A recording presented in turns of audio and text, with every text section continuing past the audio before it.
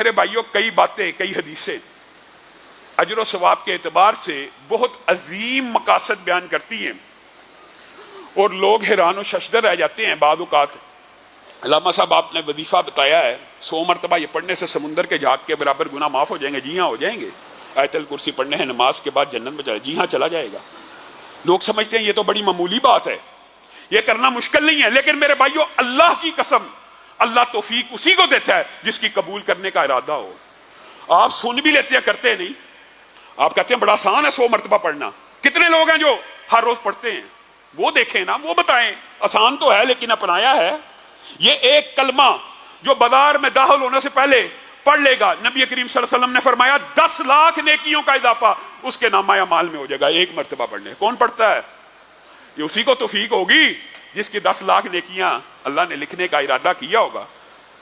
بعض لوگ کہتے ہیں یہ جی بڑے بڑے ثواب کے عمل بتا دیتے ہیں، پتہ نہیں یہ کہاں سے لے آتے ہیں۔ رسول اللہ صلی اللہ علیہ وسلم نے بتلایا ہے، توفیق پھر نہیں ملتی۔ اسی طرح کے اشکال اور وسوسے اور شیطان کے حملے ہوتے ہیں، یار یہ کیسے ہو سکتا ہے؟ ایک کلمہ پڑھنے سے 10 لاکھ، ایک کلمہ پڑھنے سے 10 لاکھ نیکیاں بھی ملیں گی اور جنت میں گھر بھی بنے گا۔ اور یہ کلمہ کیوں ہے؟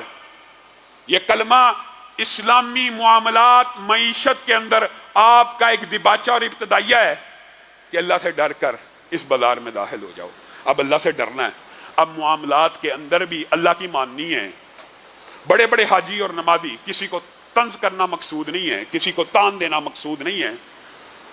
وہ نماز کے تو پکے ہیں، روزے کے تو پکے ہیں، لیکن جب ان کو کہا جائے سود چھوڑ دو، سود کیسے چھوڑ سکتے ہیں؟ بینکنگ سسٹم ہے، بینک کے بغیر کاروبار نہیں چل سکتا۔ شیطان نے وسوسہ اور مغالطہ دی ہے۔ رسول اللہ صلی اللہ علیہ وسلم نے صرف بازار کا خاکہ تشکیل نہیں دیا، بازار کے ادب، آداب اور تجارت کے جزیات کو بیان کیا، جزیات کو۔ اور یہ موضوع بڑا طویل ہے۔ آپ بتائیے بازار کے اندر کس قسم کی بیویں ہیں جن کے بارے میں رسول اللہ صلی اللہ علیہ وسلم نے کھول کے بیان نہیں کر دیا۔ ان میں سے چند ایک موقع ملا آپ کے سامنے رکھوں گا، لیکن اس داخل ہونے کے بعد جو پہلی بات ہے وہ رسول اللہ صلی اللہ علیہ وسلم نے کیا کی ہے کہ مسلمان لا ایمانا لمن لا امانت لہ لا دینا لمن لا عہد لہ۔ یہ بازار میں داخل ہونے کے وقت آپ کو یہ ادب رسول اللہ صلی اللہ علیہ وسلم نے سکھا دیا۔ آپ جس کی مرضی ہے اس کے اوپر عمل کر لے، جو چاہتا ہے دین سے خارج ہو جائے۔ رسول اللہ صلی اللہ علیہ وسلم نے کسی مسلک کا، اسلام کا یہاں پہ بھی نام نہیں لیا، اگرچہ مراد دین کا یہی ہے، لیکن ہم تو یہ سوچتے ہیں ہم توحید پرست ہیں، ہم اہل حدیث ہیں، ہم اہل سنت ہیں، ہمیں کیا پوچھ ہونی ہے۔ رسول اللہ صلی اللہ علیہ وسلم کیا کہہ رہے ہیں؟ لا ایمان لمن لا امانت لہ۔ اس بندے کا دین اور ایمان سے تعلق ہی کوئی نہیں جو امانت میں خیانت کرنے والا ہو۔ یہ بازار میں داخلے سے قبل ادب سکھایا جا رہا ہے۔ اسلام ہی نہیں ہے، دین ہی نہیں ہے، امانت میں خیانت کرنے والے آپ بازار چلے جائیں۔ اللہ معاف کرے، بازار کے بارے میں شاید آج بھی ہمارا طرز عمل شعیب کی علیہ السلام کی قوم جیسا ہو گیا ہے۔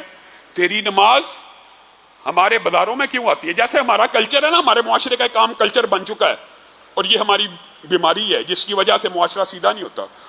یہ جی اسلام کا سیاست کے ساتھ کیا تعلق ہے؟ یہی کلچر شعیب علیہ السلام کی قوم میں بھی تھا۔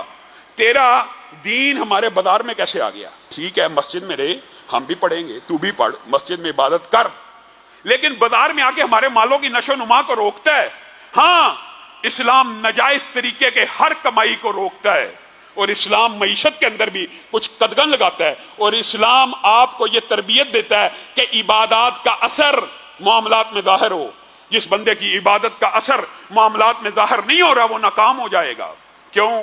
رسول اللہ صلی اللہ علیہ وسلم کی حدیث کی روشنی میں یہ بات سمجھ آتی ہے۔ یہ اپنی طرف سے نہیں کہہ رہا، نبی کریم صلی اللہ علیہ وسلم نے فرمایا قیامت اس وقت تک قائم نہیں ہوگی جب تک ایک ہی رات میں امانت ختم نہ ہو جائے۔ اس بات کا کیا مطلب ہے؟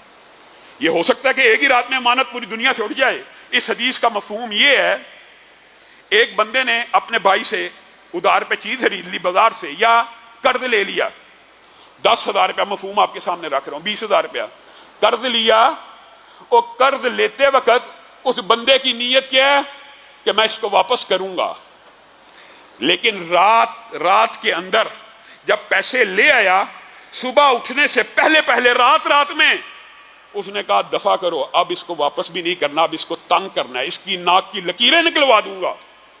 یہ امانت ختم ہونے کا مطلب ہے کہ ایک ہی رات میں قرض لینے سے پہلے واپسی کی نیت موجود ہے، لیکن قرض لے لیا، اپنی ضرورت پوری کر لی، اب ارادہ کیا بن گیا؟ اب قرض واپس نہیں لٹاؤں گا، اب دکاندار کو پیسے نہیں دوں گا۔ رسول اللہ صلی اللہ علیہ وسلم کی احادیث حکمت سے بھرپور ہے اور موتی ہیں۔ یہ ایک رات میں امانت اٹھ گئی، ایک ہی رات میں بندہ ایماندار سو رہا ہے، صبح دل سے رسول اللہ کے سارے فرامین نکل چکے ہیں، اور ارادہ کیا ہے؟ اور یہ بھی بات سن لیجیے، بات آئی ہے ضمنی طور کے اوپر۔ تو رسول اللہ صلی اللہ علیہ وسلم، ایک دعا یہ ہے جو آپ کہتے ہیں علامہ صاحب آپ کر دیں، ایک دعا یہ ہے جو ہم اپنے بزرگ نمازیوں سے کہتے ہیں کہ آپ کر دیا کریں ہمارے لیے، یہ کرنا جائز ہے، یہ مسلمانوں کا ایک دوسرے کے لیے دعا مانگنا جائز ہے۔ ایک دعا وہ ہے جو رسول اللہ صلی اللہ علیہ وسلم بندے کے لیے کرتے ہیں، اور اس کے اندر بتائیے کس قدر بڑا اعزاز کی بات ہے۔ رسول اللہ صلی اللہ علیہ وسلم نے کہا اس بندے کے اوپر اللہ کی رحمت ہو، اللہ تعالی ہم سب کو اس رحمت میں شریک کر دے، اس بندے کے اوپر اللہ کی رحمت ہو جو بندہ قرض لے اس نیت سے کہ میں واپس لوٹاؤں گا، جو بندہ قرض لے اس نیت سے کہ میں واپس لوٹاؤں گا، اس بندے کے اوپر اللہ کی رحمت ہو۔ اور دیگر احادیث کا مطلب یہ ہے جو بندہ مجبور ہے، مفلوق الحال ہے، لیکن قرض واپس کرنے کی نیت رکھتا ہے اور اس قرض کی ادائیگی میں جٹ جاتا ہے، پھر اللہ رب العزت بھی اس کے قرض کی ادائیگی میں جٹ جاتا ہے۔ اور اگر بندہ قرض لیتا ہے اور اس کی نیت یہ ہے، مال لیتا ہے اس کی نیت یہ ہے کہ میں اس کو پیسے نہیں دوں گا، تو نبی کریم صلی اللہ علیہ وسلم نے فرمایا پھر اللہ بھی اس کو پیسے ادا کرنے کی توفیق نہیں دیتا۔